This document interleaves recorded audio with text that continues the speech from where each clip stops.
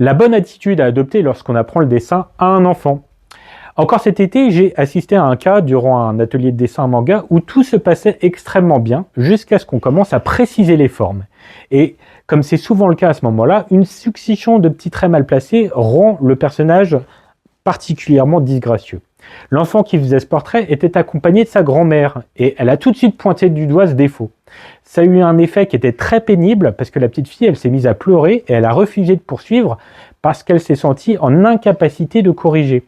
Donc à la suite de cet incident, moi pour garder une bonne dynamique, j'ai dû m'adapter et puis proposer un exercice qui était bien plus simplifié pour qu'elle puisse reprendre confiance en elle. Le stage, il a repris sur de très bons auspices, mais j'étais frustré parce que j'ai pas pu lui prouver davantage qu'elle était capable de faire des dessins plus complexes. Pour expliquer l'attitude que j'essaie d'avoir lorsque je donne des cours aux enfants, je vais m'appuyer sur cet exemple-là et je vais vous expliquer ce que j'aurais fait à la place de la grand-mère.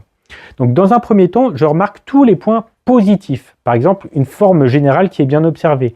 Le fait que l'enfant est très concentré sur son dessin ou bien qu'il a l'air de s'amuser. Une progression sur la qualité de sa ligne, etc. Bon, en bref, tout ce que vous remarquez, et même si ça vous semble assez simple à dessiner. Ensuite, j'évoque la différence entre le visage du modèle, ou bien de l'intention de départ, avec le résultat, mais sans le décrire comme une erreur. Par exemple, c'est chouette d'avoir ajouté de la personnalité à ton personnage. Il donne vraiment l'impression d'être en colère, c'est marrant. Et on pourrait inventer une histoire avec ce personnage. Donc ensuite, je fais une démonstration en utilisant cette astuce de l'histoire et en expliquant comment il peut commencer avec l'expression de base, heureux par exemple, pour passer à une autre expression par la suite. Donc c'est un prétexte qui est détourné pour montrer comment il est possible d'obtenir le bon résultat.